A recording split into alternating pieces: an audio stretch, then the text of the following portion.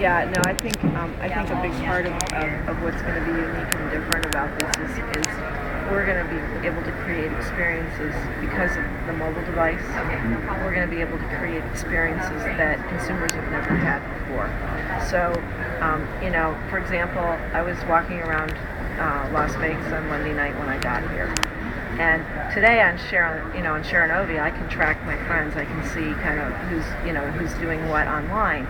But what I really want to be able to do is land in Vegas, know who of my contacts is also here, so I want presence.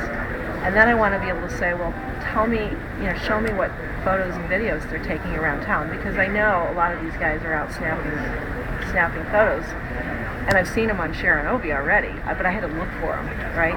I just want them to come to me on the device that I have in my hand. So, and I also only want photos from Vegas, from my friends, during this trip. So it's the when, the where, and the who.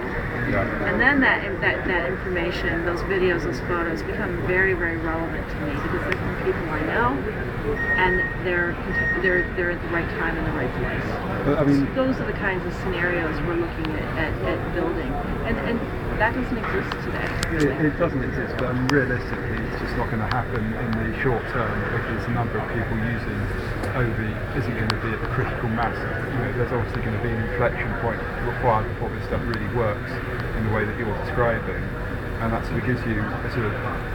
I mean, I agree that is the future, but I think there's an inflection point such that if less than say 50% of your friends are using it, the value significantly decreases. I've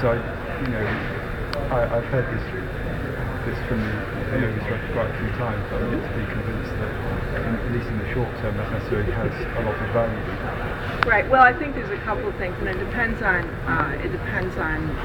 which part of the services you're talking about. But one of the things that's nice about Share on Ovi is we have built it in a very, very open manner. So, and it can be used on other devices, but it's not going to be just because it can be. Well, no, but when I mean open, I mean in terms of you can share things with people, and they can interact with you, and they can even contribute media themselves without being members. So one of the things you're kind of hinting at here is this whole notion of, in order to get momentum, you have to have,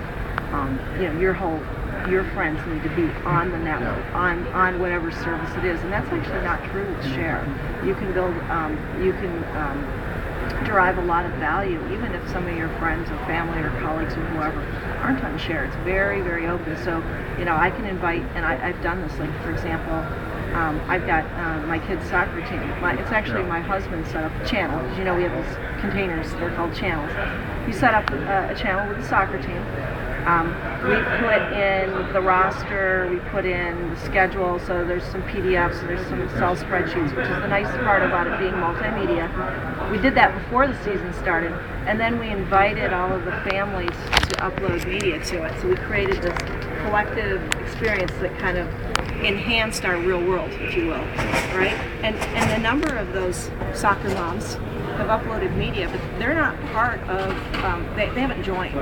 So they didn't need to be in the network per se in order to become part of the experience. And so that was a really important decision that we made early on at Twango, before we even came here, to make it very, very open to deal with that issue that you're talking about. But you lose a lot of the context information when you're not a member of the network, and then you're talking about the who and the where. You pretty much lose the who and the where when it's an outside upload.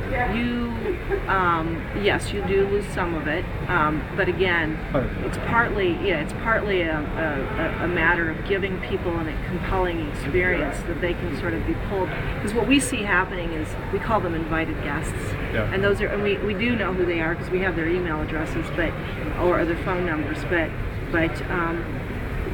the idea is to create some kind of a compelling experience where people will feel like it's valuable for them to become part of the community, whether it's the broader public community or it's just their own personal, say, the soccer group, right? Yeah. So I think there's that.